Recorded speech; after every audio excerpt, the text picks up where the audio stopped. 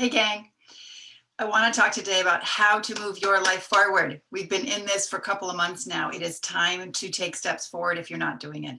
I have a list of things I want to go over, and I'm going to give you an example of how we're doing it here, how I'm doing it here. So time to move forward, time for the rebuild, time to stop the distractions. I know the world is in global chaos. I know there's a lot of strife and a lot of heartfelt stuff going on in the United States. All of that is fine and good. And let's start the rebuild because pain pushes until vision pulls. Pain pushes till vision pulls. So let's grab onto that vision and help you pull something new into the world that is divinely yours and helps the world and is of huge service. So here's my list. Get grounded. You know this stuff. Get grounded. World of distraction, chaos, very easy to lean into that and get lost in it. Very easy to anesthetize yourself with alcohol, sugar, social media, TV. None of those are bad by themselves, but when they are overused, you get off center, you get off-grounded, ungrounded. You have your own practices to stay grounded. Use them, double up on them. Now is the time to build those muscles. Know your purpose. I've talked about this before. If you're in the world and you're trying to figure out what you should do and how you should help, go inside, learn your design, learn your purpose. It is needed now more than ever. Human design, gene keys, whatever other modality you have that works, share it right here. Share it with the world. I'm not attached to how you do it. I'm attached to that you find your purpose and move forward with it, because it is your guiding light. It is your lighthouse. It is your divine design that will lead you out of this mess and help bring others. A rising tide lifts all boats. We lift you up, people around you get lifted up. Social distancing, not talking about masks and 6 feet. I'm talking about distancing from things that do not feed you, distancing from things that are toxic. I talked about this on Tuesday, how we spend a lot of time ingesting junk food.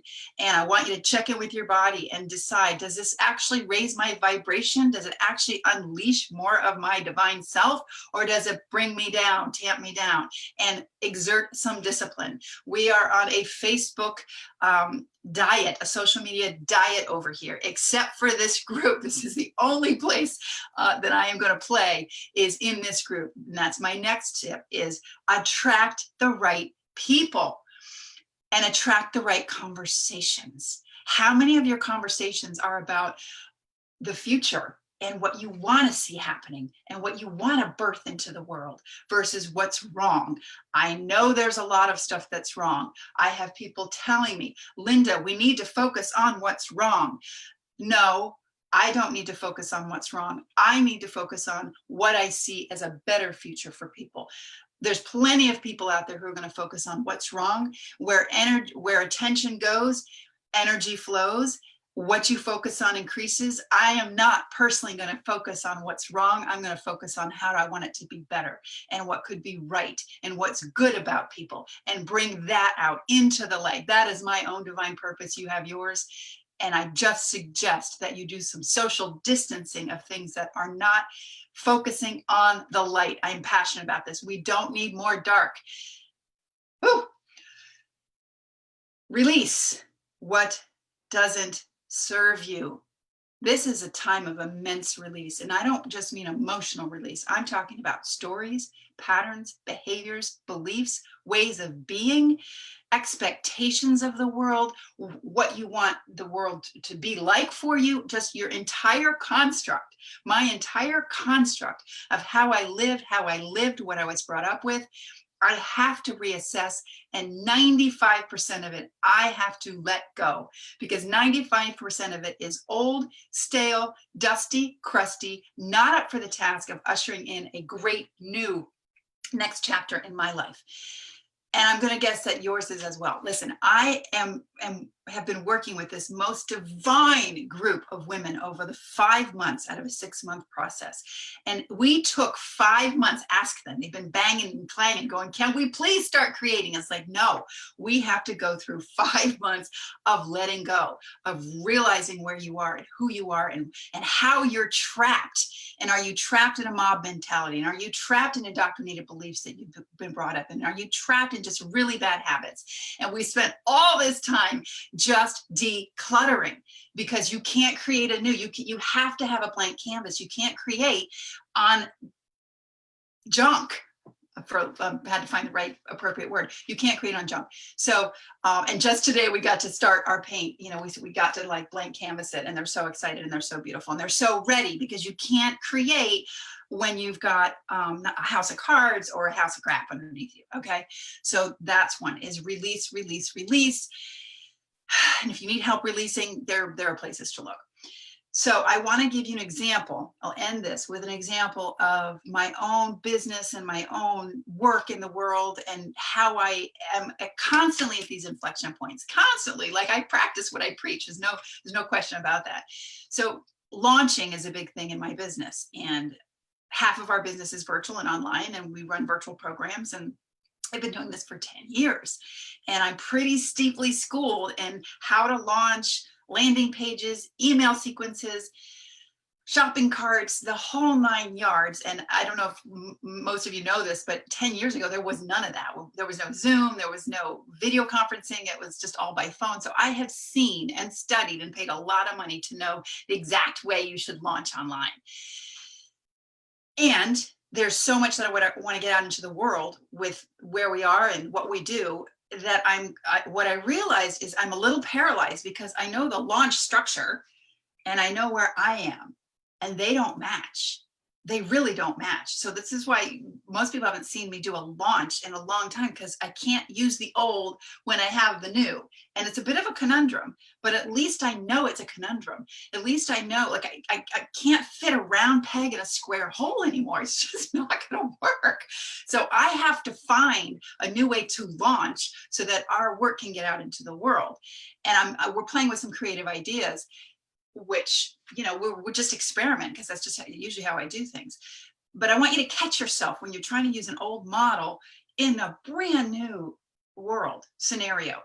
So some examples: you're not going to see traditional launching from this, no way, I can't do it. It's just like, bleh, feels staid and dead. And I watch my colleagues still doing it. I'm like, don't they realize that that's like dying? That's like the leaf is brown and it's going to fall to the ground soon. And nobody knows exactly what the new business paradigm is going to be, but I have an inkling. So here's what we do.